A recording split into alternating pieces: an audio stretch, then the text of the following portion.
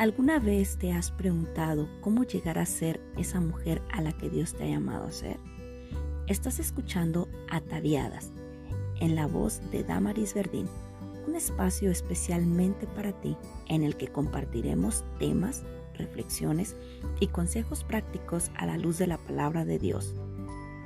Y recuerda, lo importante no es cómo comienzas, sino cómo terminas.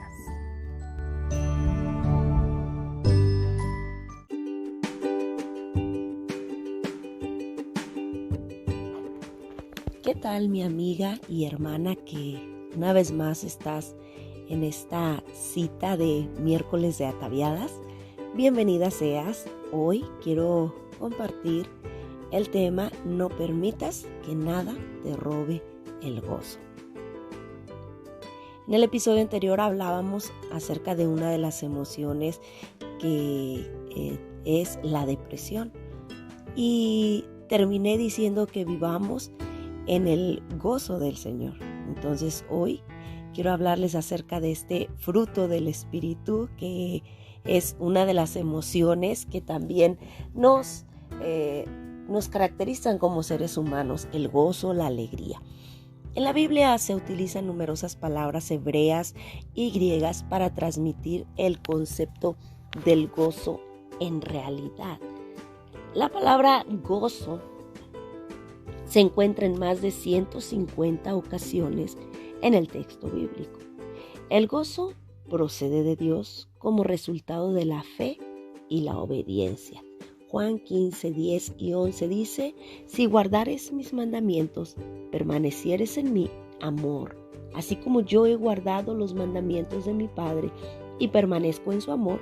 Estas cosas os he hablado para que mi gozo esté en vosotros y vuestro gozo sea cumplido. Romanos 15, 13 dice: y el Dios de esperanza os llene de todo gozo y paz en el creer, para que abundéis en esperanza por el poder del Espíritu Santo. El gozo procede de Dios como resultado de la fe y la obediencia hacia Él. La abundancia de gozo es directamente proporcional a la intimidad y a la constancia del caminar del creyente con el Señor.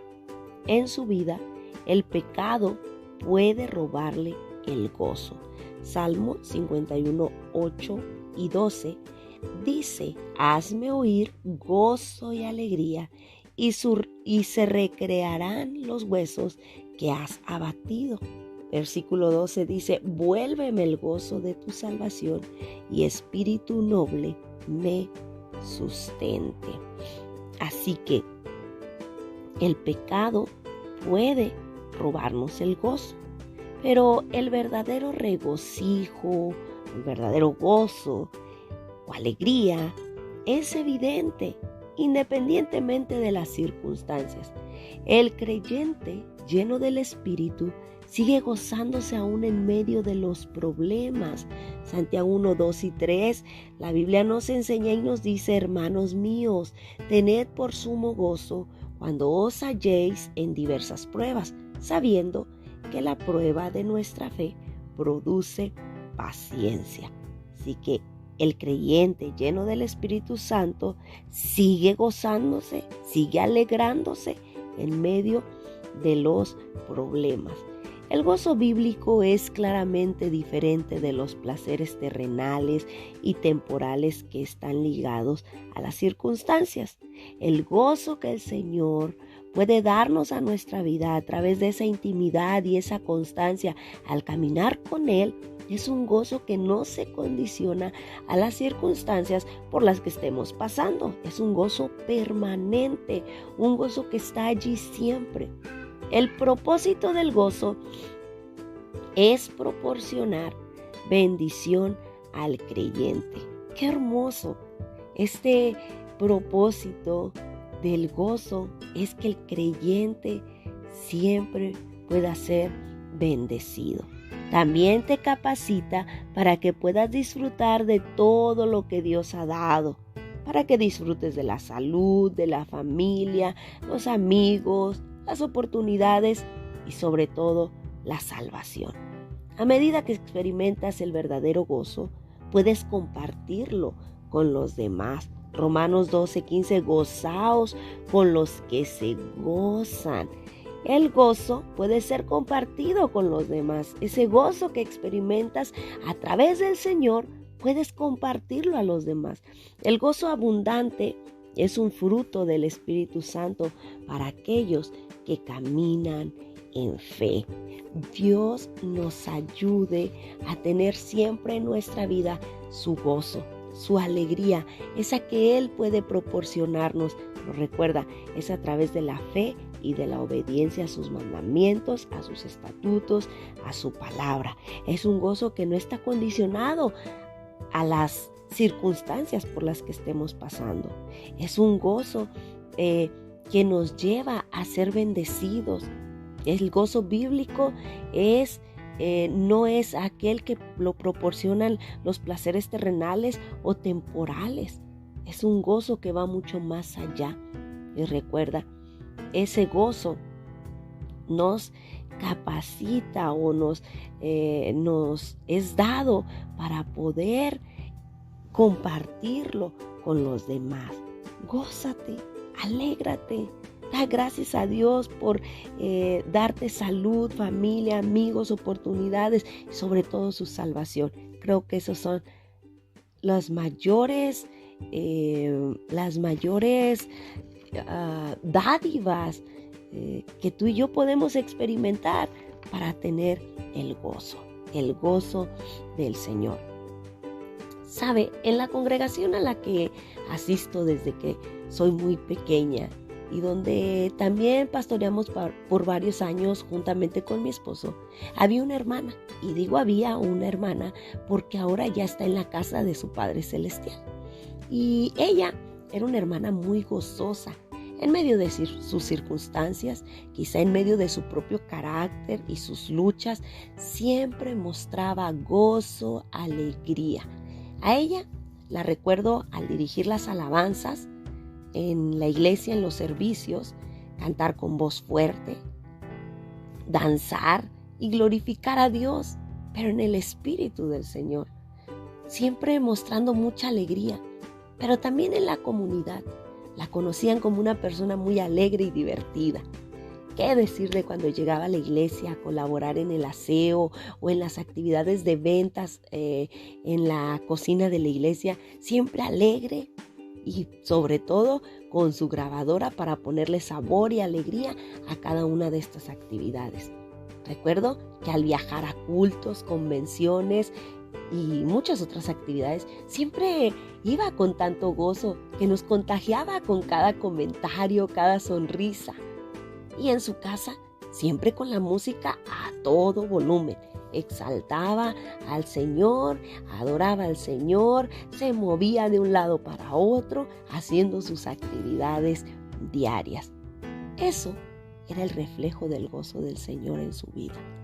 Ella marcó de esa manera mi vida y segura estoy que la de muchos, que ahora expresamos que cómo nos hace falta y cómo la iglesia ya no fue la misma sin ella. El día de su servicio fúnebre fue en la iglesia y fue un funeral donde en medio del dolor, en medio de la pérdida o tristeza que embargaba a la familia y a todos los que allí estábamos, se respiraba un ambiente de gozo, de alegría. Fue un servicio fúnebre con muchas alabanzas y varias gente siendo parte de ese regocijo que se transmitía.